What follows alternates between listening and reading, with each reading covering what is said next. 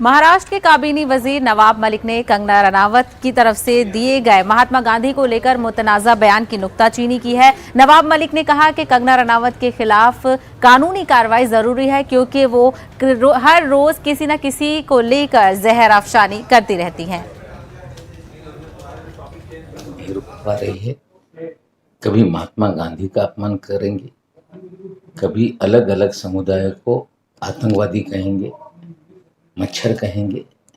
हमें लगता है बर्दाश्त नहीं हो सकता। सिख समाज के लोगों ने खार पुलिस स्टेशन में एफआईआर दर्ज कराई है और निश्चित रूप से कानून से बड़ा कोई नहीं।